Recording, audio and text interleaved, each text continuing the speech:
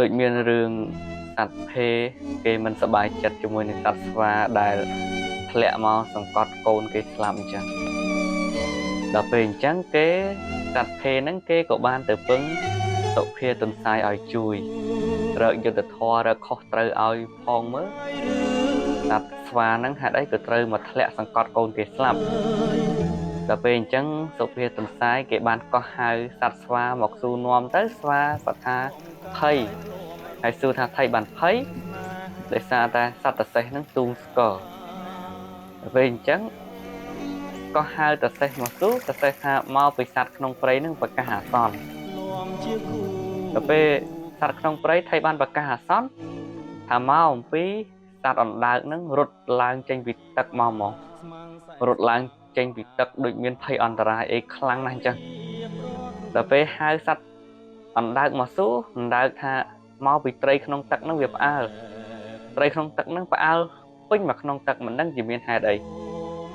ដល់ពេលសួរត្រីក្នុងទឹកថាមកពីសត្វភេដេញចាប់ទូចុះសួរឡើងរឿងរ៉ាវគឺវានៅនឹងសត្វភេនឹងខ្លួនឯងដដែលជាអ្នកបង្កហេតុមុនដំបូងដែលរហូតបង្កឲ្យសត្វស្វាភ័យបានទៅលោតទៅតោងប៉ះអាមែកឈើងាប់ហ្នឹងទៅក៏លបោតដៃ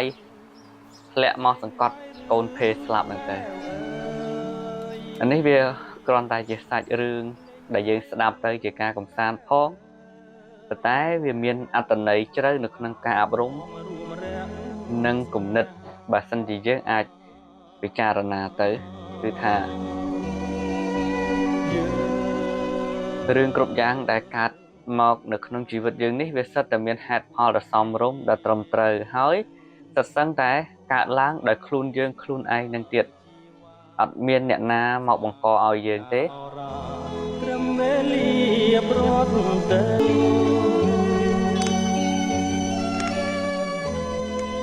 ឧបមាថាយើងមិនសប្បាយចិត្តនឹងរឿងអ្នកដទៃដែលយើងតោះចិត្តនឹងគេហ្នឹងគឺដោយសារតែលោភៈឬក៏ទោសៈនៅក្នុងចិត្តរបស់យើងនេះទេទៅខឹងនឹងគេច្រណែននឹងគេឬក៏មិនសប្បាយចិត្តហ្នឹងគឺដោយសារចិត្តទោសៈរបស់យើងនេះទេអញ្ចឹងទៅ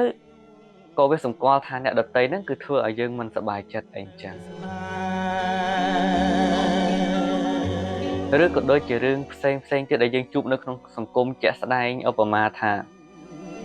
ប្រពន្ធលេងល្បែងប្តីផឹកស្រាអីចឹងទៅហើយបន្ទាប់មកចេះតែស្រែកសួរថាជីវិតខ្ញុំរស់នៅគ្មានសុភមង្គលទេ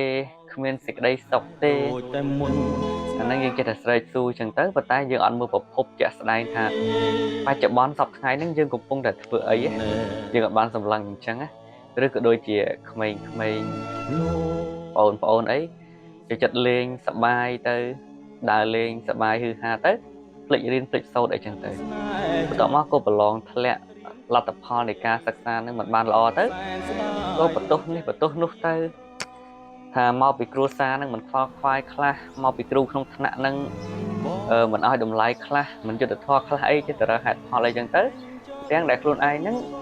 អត់បានមើលថាខ្លួនឯងកំពុងតែធ្វើអីទេអញ្ចឹងសរុបនៃរួមមកវិញគឺថារឿងគ្រប់យ៉ាងដែលកើតឡើងគឺកើតចេញពីខ្លួនយើង